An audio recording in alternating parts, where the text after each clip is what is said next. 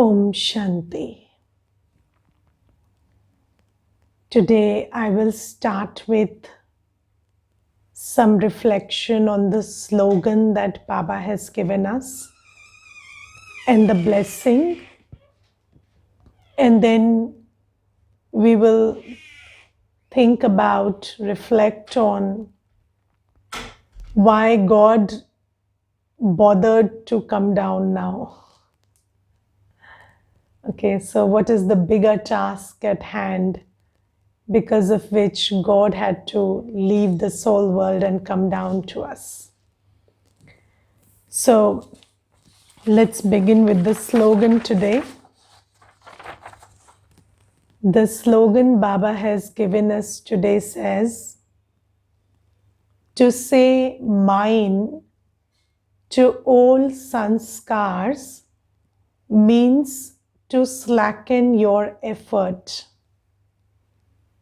To say mine to all sanskars means to slacken your efforts. Now you say, we are a soul, yes? Each of us is a soul. Now I, the soul, have 4 things. What are those 4 things that I have? I have a mind, I have a buddhi, I have original sanskars, and I have acquired sanskars. Yes? So I'm a soul, I have a mind, I have a buddhi, and I have original sanskars, which are knowledge, purity, peace, love, happiness, bliss, and power. And then I have acquired Maya's sanskars as I took birth after birth, right? So what are those sanskars that I have acquired? It could be anything. It could be laziness, it could be fear, it could be anger, it could be greed, it could be attachment. There are so many sanskars that I have acquired. Now, Baba asks us to take ownership of 3 things: my mind, my buddhi, and my original sanskars. And Baba has asked us to disown the sanskars of Ravan, the sanskars that Maya has given us. Okay? We'll understand this very well today. Baba has directed us to take ownership of our mind. Previously, we didn't take ownership of our mind. Did we take? No. We said, things come up in my mind, or my mind thought. But no, now Baba says, take ownership of your mind. It is your mind. So I thought, I created a feeling, I created a thought. Never say the thought came. It didn't come from anywhere. I created it. Okay? So previously we didn't take ownership of our mind. We said, my mind is feeling like this. We didn't say, I am creating this feeling. But now Baba has taught us that it is my mind, and whatever I create in my mind, I have to take full responsibility and ownership of it. Yes, because you cannot control that which you don't take ownership over. Correct? And Baba has said that this is your mind, and whatever you are doing in the mind is your business. So you have to take ownership of it. Second thing Baba said, you have a buddhi and it's your buddhi. So where it is, so it is said buddhi yoga. connection of the buddhi. So who are you connected with the buddhi? What are you discerning and deciding? Where are you putting your attention on? So a buddhi is an organ which pays attention. So where is your attention? What are you discerning? How are you deciding? All of that is something that you are doing. So Baba says, take responsibility of that also. Never say that my eyes went there, or suddenly I couldn't pull my attention from that thing. No, Baba says you are the owner of the buddhi. So it's completely your prerogative where your buddhi goes or where it focuses. And then you are discerning, you are deciding. So see with what are the criteria of how you are discerning situations and behaviors, and how you are deciding to respond to them. So everything is in your control. So Baba says, take ownership of your buddhi. Then Baba says, third thing, take ownership of your original sanskars. So you have original sanskars, which is you have peace, purity, love, happiness, bliss, power, knowledge, everything. And take ownership of that. I am peaceful. I am pure. I am constantly pure. What is the big deal in being constantly pure and peaceful? Yes. So take ownership of those sanskars. Don't say peace is very difficult. I can't stay peaceful. Yes. So Baba says this is your original sanskar. Don't say it's difficult, because that is original to you.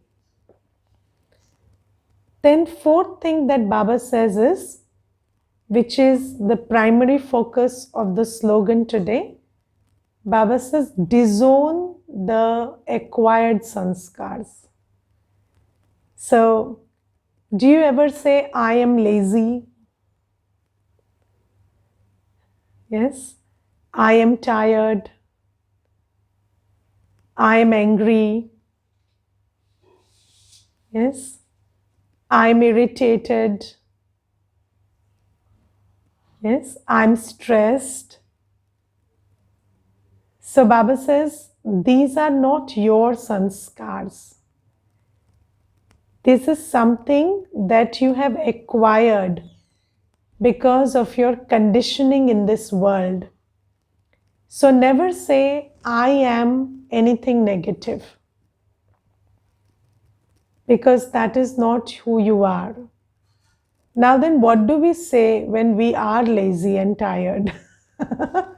Because, this becomes very complicated, because for so long we have used this sanskar. I am lazy, I am tired, I am angry. Yes, I am upset, I am stressed. That it becomes very difficult to not say I am upset, not say I am stressed. So now you have to understand that this is something that you are feeling because of a habit you have created in this world. So what you do is, how do you disown it? So I have thought pretty much about it, and I have come up with a way how to disown it. And how do you disown it? You say, I am peaceful, I am feeling upset. Okay, so I am peaceful, but right now the feeling or the state of mind is upset. Yes, or I am happy, my mind is angry. Okay, and what do I have to do? I have to pacify my mind with my quality of peace. Okay, so the mind is under the sway of Maya. So what I do is, I create a distance between the feelings I am experiencing right now and I sit in my state of self-respect of my original sanskar, and then I look at my mind like another entity which is feeling upset, angry, egoistic, pained, hurt, whatever, fearful, yes, and then I use my power, the power of my knowledge, peace, purity, to bring my mind to a good state. All right. So now Baba says, if you say I am or mine to these acquired sanskars, then what happens is your effort becomes slackened, or you don't have the energy, you don't have the power to overcome your weakness. And if you don't overcome your weakness, then that weakness reflects in your effort, in your actions. All right. Now, one thing that I want to discuss in this context is that when we disown our sanskars in this way, these acquired sanskars, then we have to take very good ownership of our original sanskars. Yes, because I have to be very clear about who I am to say who I am not. Okay, so I am peaceful, I am knowledgeful, I am pure, I am powerful.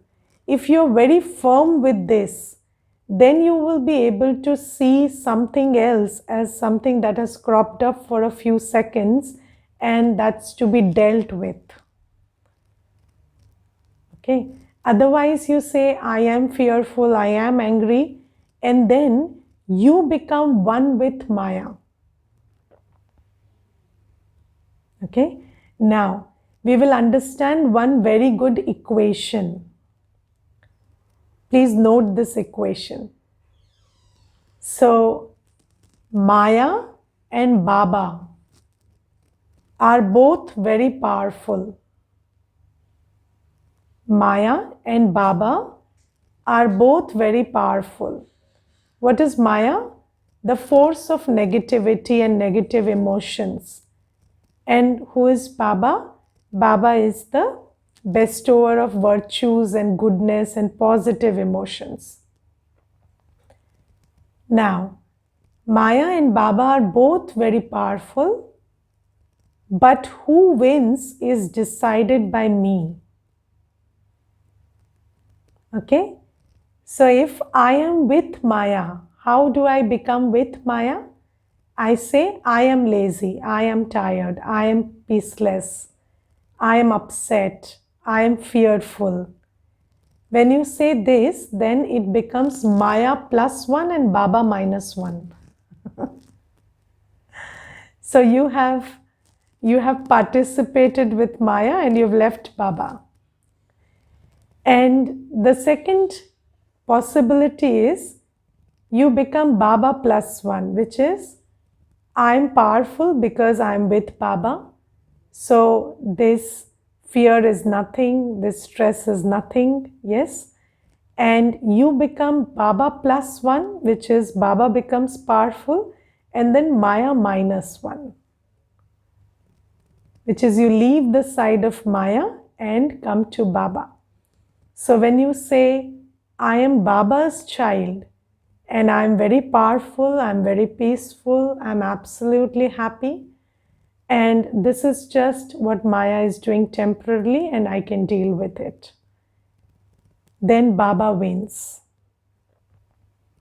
Okay, so we have to pay very good attention to this process that takes place inside. And what I shared today, you focus on that. And that sharing is that you have to take ownership of your mind, my buddhi, and my original sanskars. I am peaceful, I am pure. Yes. What happens when you say I am pure? Maya says, who told you you are pure? You're very impure. Yes, but you have to keep telling Maya that God is the truth. And when Baba says I'm pure, I'm pure. Okay, when Baba says I'm pure, I'm pure. When Baba says I'm disciplined, I'm disciplined. Yes. So let me share something with you. So I used to be very indisciplined before I met Baba and came to know I'm disciplined. So I used to be very indisciplined in terms of my waking up and sleep time and everything, very disorganized that way. So when I came to Baba and I started practicing all the disciplines, I started waking up in time, sleeping in time, having a routine. Then, people who knew me from my past would sometimes say, okay, so now this is a new experiment you are trying because as far as we have known you, you can never be disciplined. Okay, so this is something that you're doing temporarily because you cannot be disciplined as far as we know. And habits die hard. And this is what everybody used to tell me. And then, there was always this tendency to listen to them and create a thought that probably I'm not this person I'm trying to become.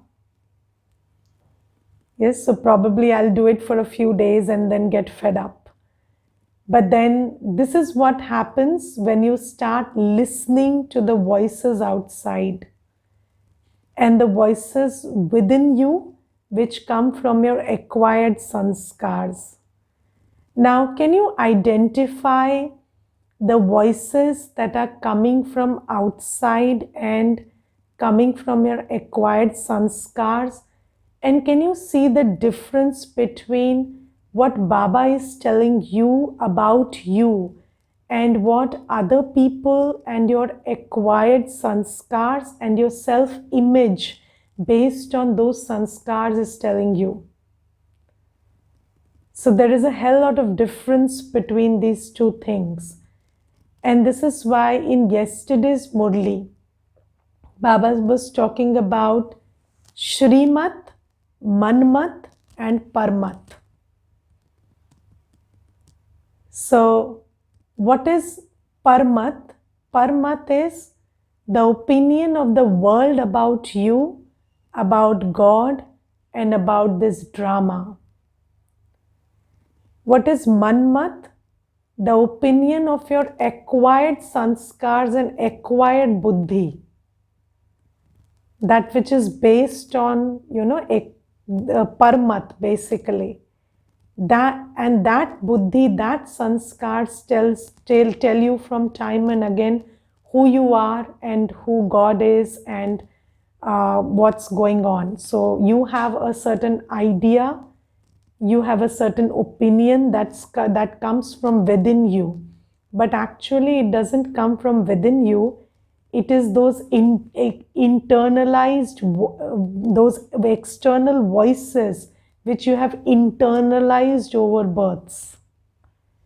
And now you feel like they're coming from within you, but they are actually those external voices which you have internalized. Yes, so if 100 people every day tell you that you're not good enough, then after a certain time you start telling yourself you're not good enough. But that doesn't mean it's coming from you. It means that you have internalized those external voices so much that now it sounds like it's coming from within. And you have to pay very good attention to this particularly, because this is why Baba says, stay away, beware of your acquired buddhi, acquired sanskars. Because Maya is very much a part of our internal process right now. And this is why Baba makes his external voice so loud and clear. Yes, so he gives us a Murli every day which underlines re-emphasizes every day. Every day Baba is giving us new fresh dose of who we are, who we belong to, and what's actually going on. Because every time we try to play in our mind what Baba is telling us, then somewhere these voices confuse us. And then we start replaying what we were doing earlier. So this is why every day Baba makes an effort to give Shrimat. Shrimat means the truth that comes from God Himself. And Baba tells us about ourselves, Baba tells us about Himself, and Baba tells us a different story about what's going on. Because when you interpret what's going on in the light of how you have been interpreting it based on old sanskars, what is the interpretation you give? Everything that's going on is wrong, bad, and it comes from bad intentions. Yes? But Baba says, don't interpret it like that. How do you interpret it? Everything that's going on is accurate according to the theory of karma, and it's only going to get better. And the second thing that Baba says is, it's not coming from bad intentions, it's coming from spiritual weakness. And weakness requires compassion, not judgment. So if somebody is not living up to your expectations, it's because they are spiritually weak, and you need to be compassionate about it, not judgmental about it. Okay, so this is something that we need to change, and this is why Baba says, take ownership of your mind, take ownership of your intellect, take ownership of your original sanskars, and disown your old buddhi, old sanskars. Listen to me. What I am telling you is the truth, not what others have told you or are telling you about yourself, about Baba, and about what's going on. Okay, so don't listen to people who are telling you about the third wave. Listen to Baba, who is telling you what's coming after any number of waves. What's that? The golden age. Okay, so it could be that things might get worse or whatever, but we are not interested in that. For that, we are taking precautions, taking vaccination, all of that is good. And we have to look beyond that, because after everything, we are going to heaven. Okay, so this is just a temporary process which will take place, and then we are going to heaven. So Baba says, listen to me. Now in the blessing today, Baba says, may you be a true yogi and cooperative soul who has yoga with the one Father and thereby receives everyone's cooperation. Now, let me read the explanation and then we'll think about it. To the extent that someone is yogi, he accordingly definitely receives everyone's cooperation. And in Hindi you say, if you are a yogi, you will receive sahyog. Okay? Because a yogi's connection, that is, his love, is with the seed. As a return of love, he receives everyone's cooperation.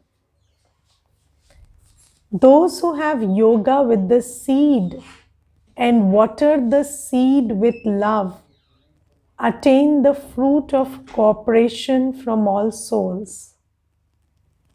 Because of having yoga with the seed, they have a connection with the whole tree. Now you see, Baba is using a very everyday example of a tree and a seed.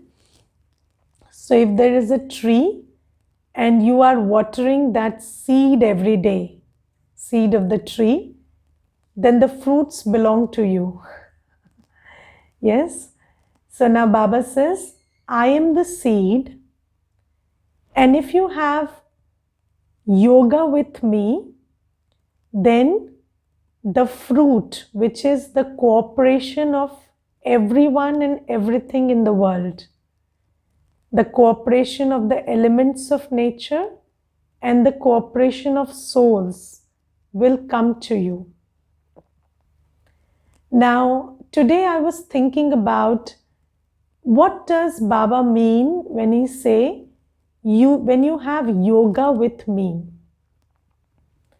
And I thought about it a lot, and I think it means that when I am the only one you have as a reference point for everything.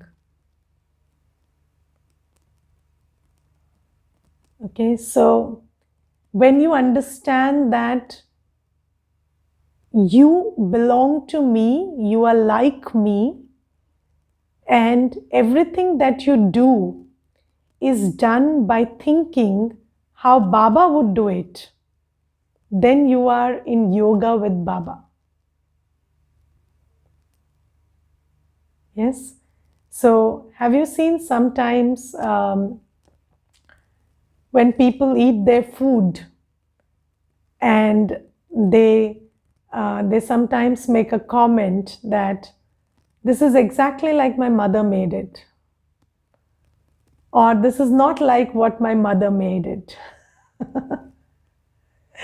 So, they are eating the food on a table in a different house, cooked by a different person, but the yoga is with their mother.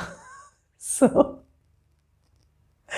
that's why this comment comes up, because the reference point is the mother. Okay, so you see something and you think whether my mother would choose it or not.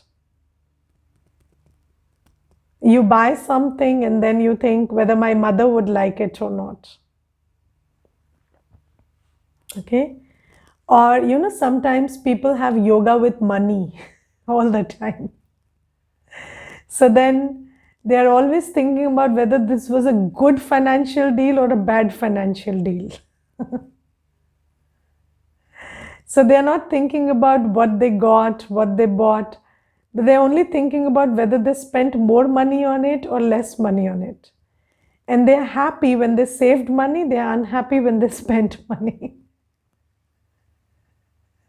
So this is yoga with money all the time. So yoga is a very practical thing. And we have yoga with someone or the other. And little children, they have very good yoga with their teachers. So you tell them anything in the world, how to eat, how to dress, and they will say, no, my teacher told me, no, do like this. So my teacher taught me this. So I was taught this in the class. So then you have to kind of manipulate them so that they get that thing in the light of what the teacher told them. And sometimes you have to tell them, so your teacher told you this, so now this has to be done like this. And then they get it, because their whole yoga is with the teacher.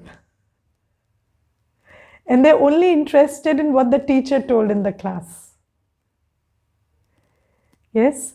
And then, and I remember when we were little kids, we won't go to the market which my teacher visited, because we were always looking for where she would spot us, and then we would get a scolding in the class. So we were always interested in where my teacher is right now, even after school. So if she is in the market and she spots me in the market, then she will scold me in the class. So this is yoga. And we practically have yoga with so many things during the day. And now Baba says, always have yoga with me. Make me the central point of your life. Yes, what is yoga? Yoga is the connection you have with the one you consider the central point of your existence. And whenever you think something, do something, whether you act in a certain manner, you are speaking something, always know that I am around. And I am the one who you see while doing everything, thinking everything, coming into relationships. And then when you always remember my presence, when you're aware of my presence all the time, and because you know what I like and what I recommend for you, then you will always go by what I'm trying to teach you. Okay? So, if you are always aware about the presence of Baba in and around you, and you know that Baba is there, and you're always thinking about Baba before taking any choice about your thought, behavior, anything, then if you have this kind of a relationship with Baba, then Baba's company, this constant company, will color you in many ways. And then you become very loveful. You become very love-worthy. You become very sweet. You become very pure and attractive, because that's what Baba's company makes you. And when you have constant yoga with Baba, then you become a one who everybody would love to cooperate with. Yes, and it's not like cooperation cannot be demanded, it can only be commanded by that state where you are elevated in your consciousness, where you're pure, where you're resonating with pure love, sweetness. And that kind of a state commands cooperation. Everybody would just cooperate with you anyway. Yes, when you see a child who is pure and innocent and has this vibration of sweetness all around him, you cooperate with the child, right? So that kind of purity you will have when you make Baba the reference point of your life. And that's what accurate yoga with Baba means.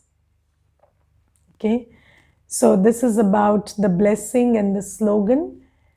And then I was also trying to think about why Baba bothered to come from the soul world to this world.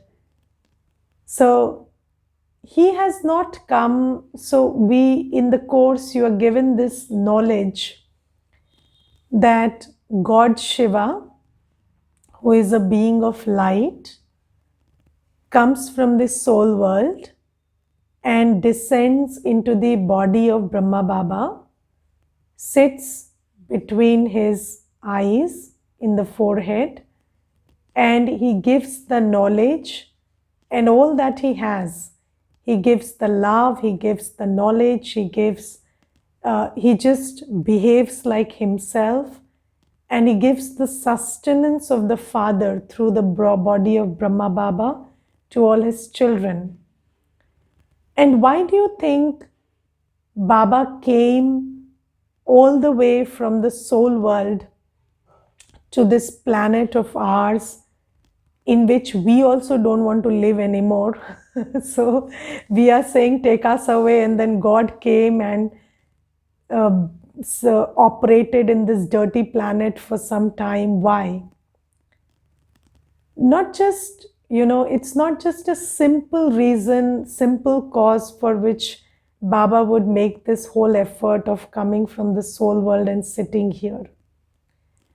So what is the deeper reason why God had to come all the way from the soul world to here?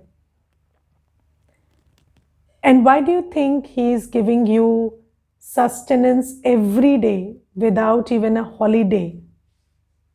Why do you think he's taking this job of sustaining you and nurturing you with knowledge and power so seriously? He's not even taking a break of one day. What is the reason for this? So the reason is very simple. Baba knows that first thing, you have to build a lot of spiritual strength, a reserve of spiritual power, which you will need to deal with the difficult times that are going to come. That is why the ocean of power has come to fill us with that kind of power. And the second thing he knows is the world that is coming needs manners and ways of thinking and virtues and sets of sanskars which are entirely the opposite of what we have now. So he is training us into those sanskars and those ways of thinking now so that we are ready for the new world. So this is why this relationship with Baba, this presence of Baba has to be taken very seriously. Because Baba is taking his job very seriously. So we also have to take whatever Baba is saying very seriously, because it is not without a reason. And in the Murli today, Baba says, become pure. Become pure. Become pure means do not engage in sensual pleasure, which is making you addicted to itself. Whether it is the pleasure of shopping or, watching or listening, or the pleasure of engaging in lustful activity, or the pleasure of tasty food. Baba says these senses, the eyes, nose, ears, skin, these senses have to be tamed and do not give into sensual pleasure anymore. Because don't you see the condition of people who are addicted to travel and tourism? Yes? Look how they are suffering now, and look what they are bringing about by engaging in travel whenever one wave is over. Do you understand what these addictions are doing to us and to the world? People are not able to rest at, to just be in peace when there is no traveling, no shopping, no eating outside. So these addictions of the senses are driving everyone crazy. And do you understand the gravity of the situation when the government has to declare alcohol as a necessary commodity and alcohol provision as a necessary provision? Do you understand the kind of addiction people are into? And now Baba is saying that choose purity, because we are going towards a time when all these sources of sensual pleasure are going to collapse. And then the soul is going to be in a very miserable state. This is why Baba says, choose to eat simple, choose to not engage your eyes and ears and your body in a lot of sensual pleasure. And just turn your attention, turn your engagement to super sensuous happiness, which is knowing who you are, and the happiness of belonging to Baba, the happiness of connecting with Baba. So Baba says, I'm here so that you can have the whole of me and you can surrender me and experience the super sensuous joy of belonging to Baba, because that's the only way in which you can overcome the pull of sensual pleasure. Okay, so this is the deeper reason why Baba is here. You have to read the Murli, go through the Murli, read every word that Baba is saying very carefully and imbibe it, because it's not for time pass that Baba is here. Baba is preparing us for a lot that is coming, and we need to take Baba's versions very seriously. Okay, Om Shanti.